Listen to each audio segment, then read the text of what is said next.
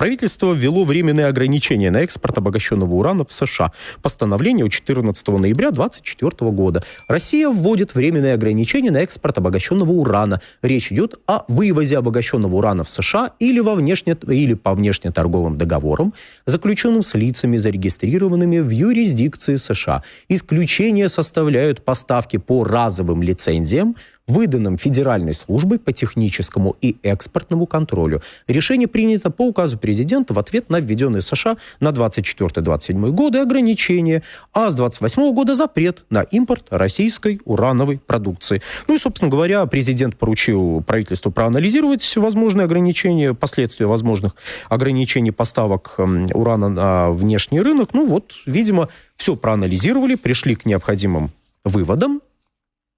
И давайте мы посмотрим в таком случае на графики из Соединенных Штатов Америки. Вот у нас первый красивый график есть. Вот этот шикарный просто график.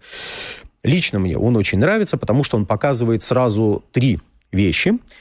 Первая вещь называется добыча урана. Синенькая. Синенькая, вот это вот такая синенькая часть этого. Синенький график – это добыча. В эквиваленте 3 оксида урана. То есть уран, 8... Закись-окись ураном. Закись-окись. Ну, 3 оксида. Желтый кек. Желтый кек. Давайте. Или как... Господи, боже мой, я как-то видел чудесный перевод одной американской статьи, где люди перевели «желтый пирог». Ну, кек, кейк, нормально. Ну, на всякий случай, вот, чтобы в терминологии не путаться, вот закись-окись урана, она же желтый кек, она же триоксид, это урановая руда, очищенная от пустой породы. Отдельный рынок урановой руды, вот она так и называется. Урановая руда. Здесь правит уже 1,5 десятка лет Казахстан, 45% мирового рынка, полнейший порядок. Что касается поставок урана из России, когда вы это слышите, знаете, либо вас обманывают, либо человек ошибается. Мы поставляем только обогащенный урановый продукт. Это 2 совершенно разных продукции. Сейчас мы вот к этому... Сейчас я договорю. Хорошо. Вот чтобы было понятно, это 4-й этап переработки урановой руды. Разница в цене между урановой рудой и обогащенным урановым продуктом 12 раз. Не процентов, 12 раз. На всякий случай. Собственно говоря, здесь мы видим и импорт этого самого урана. Да, это вот... Я надеялся, что я вот сейчас покажу графики и скажу, а сейчас Борис Леонидович нам объяснит, почему это не имеет никакого отношения. Ну, Борис Леонидович решил заранее все рассказать, но, тем не менее, все-таки познакомимся с этой темой чуть поглубже. Что там в Штатах? В Штатах упало собственное производство урана, растет импорт, а вот загрузка, собственно говоря, вот эта желтенькая такая вот линия, она вот находится на таком уровне. И поближе посмотрим на внутреннюю добычу урана в Соединенных Штатах.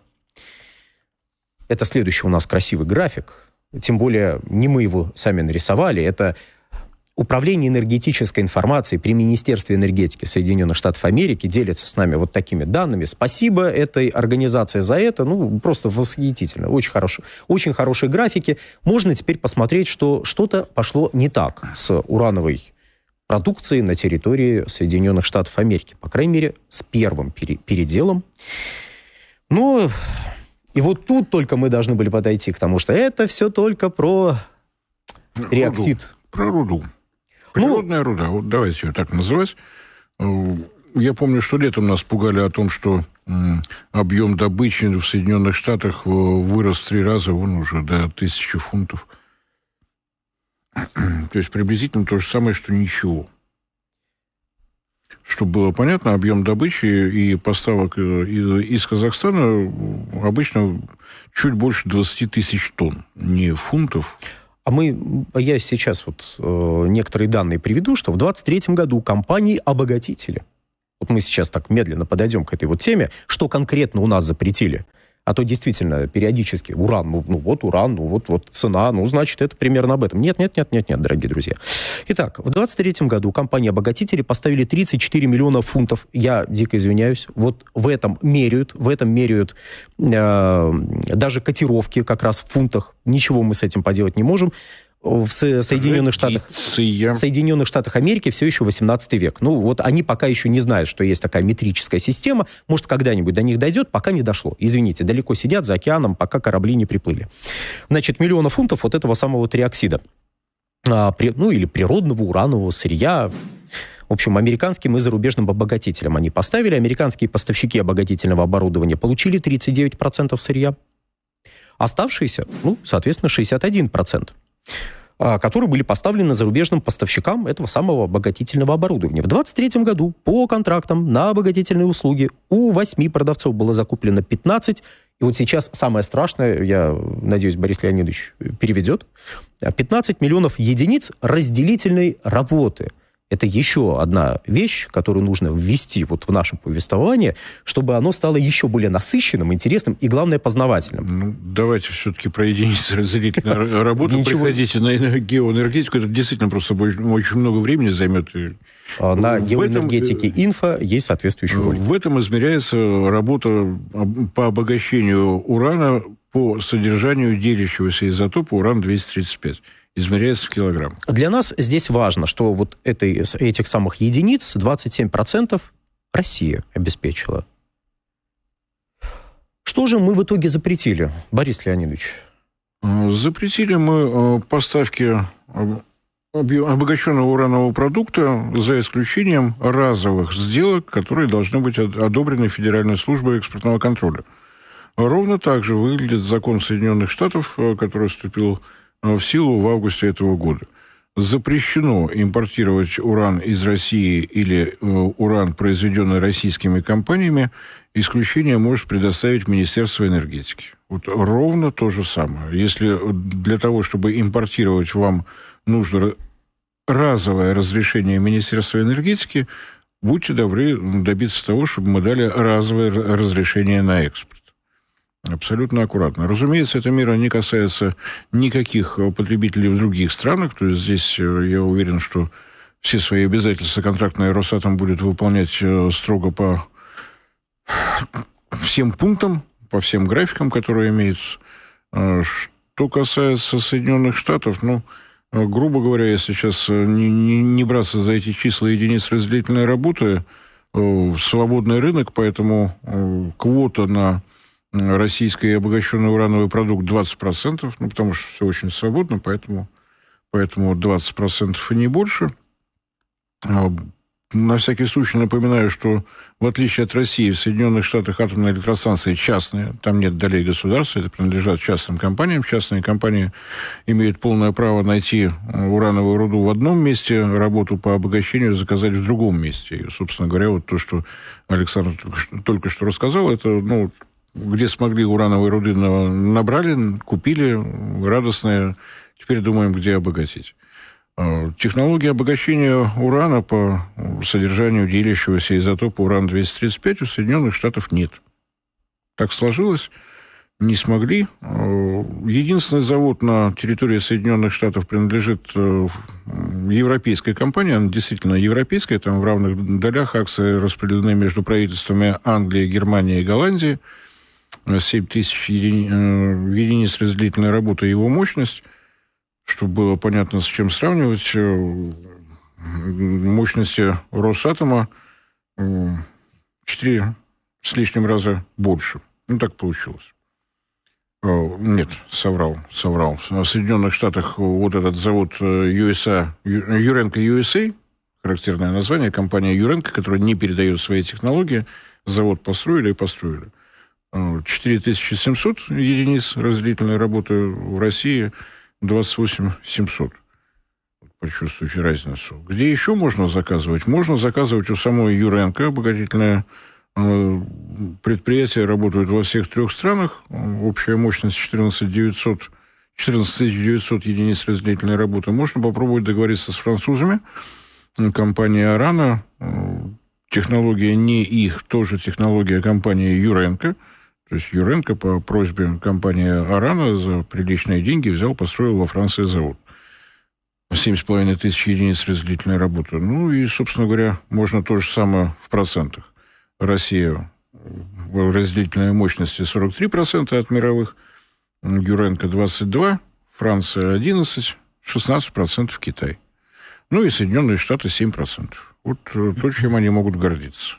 Если говорить серьезно, по оценкам экспертов, порядка 35% обогащенного уранового продукта, необходимое Соединенным Штатам, поступали из России. Разными путями обогащали там и казахстанские под обогащение шел, и узбекистанский, и, по-моему, даже из Африки привозили. Откуда привезут, нам, собственно говоря, все равно лишь бы деньги платили. Теперь нет. Теперь извините. Теперь ждите разрешения, уж как там наша Федеральная экспортная служба скажет, так оно и будет. Как будут выпутываться многоуважаемые Соединенные Штаты из этой ситуации, сказать сложно. Если говорить о балансе в самих Соединенных Штатах, порядка 20% выработки это атомные электростанции, вот 35% обогащенного уранового продукта поступало, сейчас не будет поступать. Не очень тревожно в том плане, что контракты с американскими владельцами атомных электростанций подписывались в основном в 2014 году по окончании действия договора в ООН. Высокообогащенный уран, низкообогащенный уран, он же сделка города Черномырдина, он же мегаватты в мегатонны и так далее. То есть подписывали в основном в 2014 году, по, наверное, 95% договоров десятилетние, то есть вот сейчас заканчивается срок. А новые договора подписать, наверное, уже не получится. Интересно, почему? Если не разрешит, конечно, Федеральная служба экспортного контроля.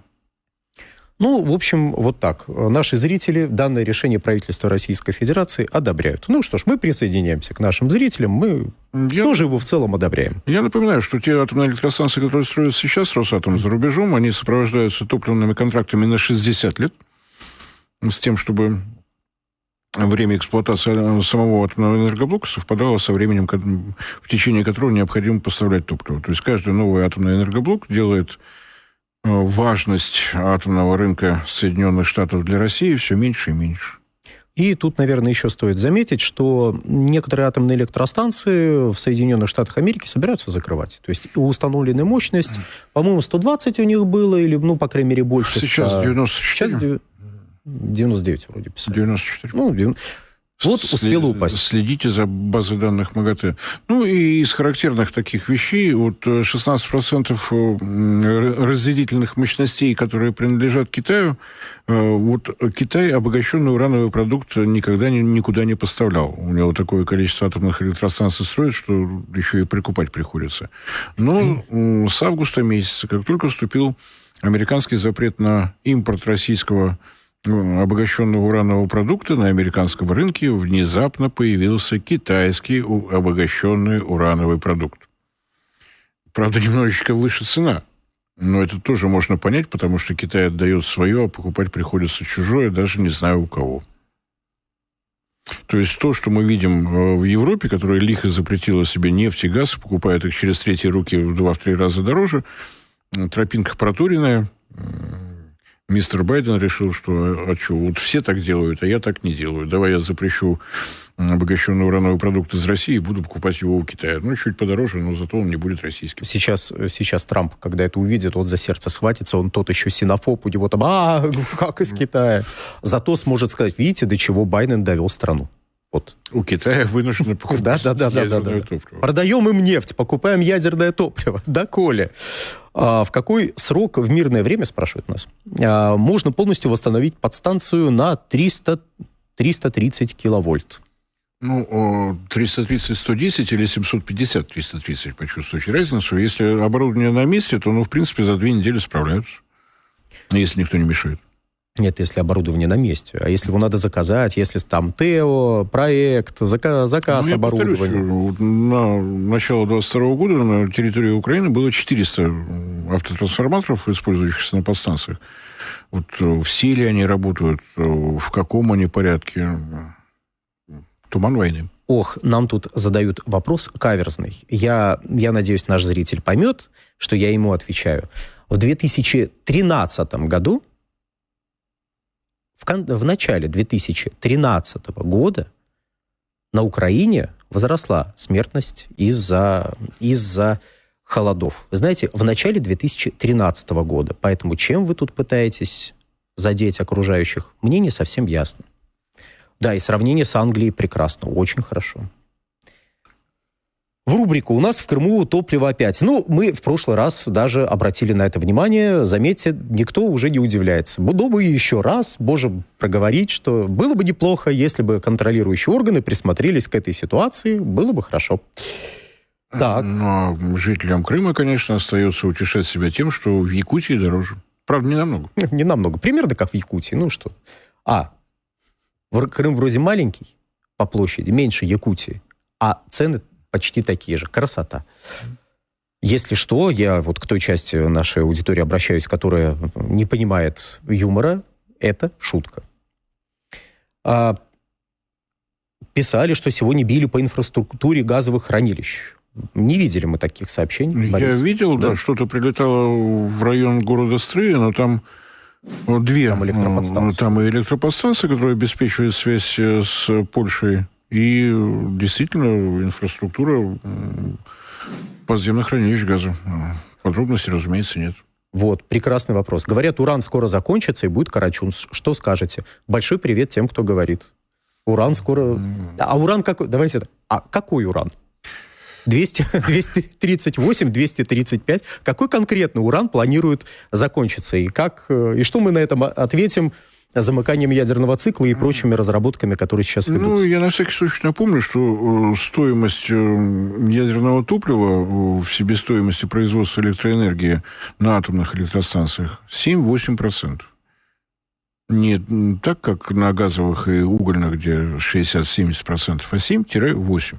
То есть, если даже уран придется добывать по каким-то другим технологиям из более бедных месторождений, и его стоимость вырастет в 2 раза, мы это не сразу заметим.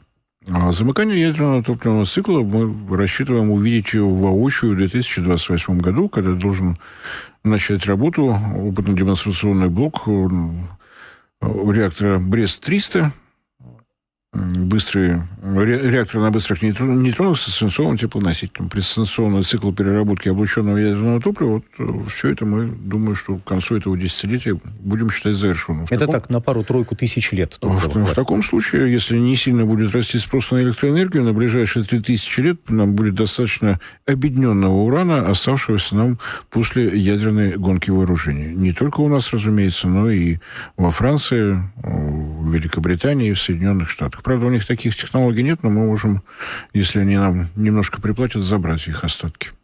Какая периодичность этих поставок урановых, видимо, имеется в виду? Раз в месяц, раз в год. Суть вопроса, когда станет США больно из-за ограничений. Ну, мы же не просто больно сделать, это некая системная работа, понимаете? Вот вопрос... Ну, давайте так. Там, если, естественно, информации открытой нет, контракты были десятилетние, можно было не выбирать одинаковое количество каждые 10 лет. Судя по тому, что в 2023 году внезапно сумма, которую платили американские заказчики в адрес Росатома, увеличилась то ли в 2, то ли в 3 раза, выбрали все. Потому что частные владельцы атомных электростанций немножко в курсе того, кто ими правит. Они подозревали, что что-то может произойти, поэтому забрали все, что могли. Они трезво оценивали мистера Байдена. Поэтому какой-то запас у них, конечно, есть. И главное, он не подвел. Вот в чем... Вот молодец, а? Его оценивали, и он не подвел. Борис, персональный вопрос. Где американцы берут топливо для реакторов, установленных на авианосцах и подводных лодках? Это до 12% обогащенные? Нет, еще раз, где установленных? На авианосцах и подводных лодках. Там высокообогащенный уран. Технологии эти, опять же, во времена ядерной гонки были разработаны. У нас там отнюдь не 5% и не 20%, куда как выше. Было время, когда на это вообще внимания не обращали. Первый атомный ледокол на планете, Ленин, первый реактор, который там работал, он работал на уране с обогащением 90%. Не, спрашиваю, откуда американцы берут? Запас. А вдруг кончится? Рано или поздно кончится, но по оценкам МАГАТЭ в Соединенных Штатах порядка 90 тысяч тонн высокообогащенного урана. Россия данных вообще не дает. Говорят, что больше 100. Так что там надолго хватает. Чтобы было понятно, что такое расход ядерного топлива на движение надводных кораблей. Ну, вот что такое наши атомные ледоколы новейшего поколения, 222-20 вы видели. 134 тысячи тонн водоизмещения. Каждый божий день на то, чтобы он двигался, уходит 4,6 граммов урана. Так что... Из морской воды можно уран добывать. Можно. Ну, можно. Золото тоже можно добывать. Вопрос, Весь зачем? вопрос, нет вопросов. Да. Можно, знаете, опреснять, можно много чего из морской воды добывать, только можно из бананов, в конце концов, что-нибудь добывать. Но зачем это делать? Иран выпускает уран куда? Погодите, куда? Иран выпускает уран. Конечно, куда-то выпускает. Видимо, подразумевает, что в Соединенные Штаты нет, такое вряд ли возможно. Нет, то, что производил и производит Иран, это, во-первых, первый реактор там исследовательский поставлен Соединенными Штатами, во-вторых, Иран один из крупных производителей радиофармпрепаратов, в том числе для этого используется уран, иначе не наработать молибден-99, там обогащение до 60% требуется. МАГАТЭ все это в курсе вот этих радиофармпрепаратов. И приглашаю на следующий Атомэкспо. Обычно иранские производители приезжают, показывают качество действительно замечательное. В этой части планеты они единственные.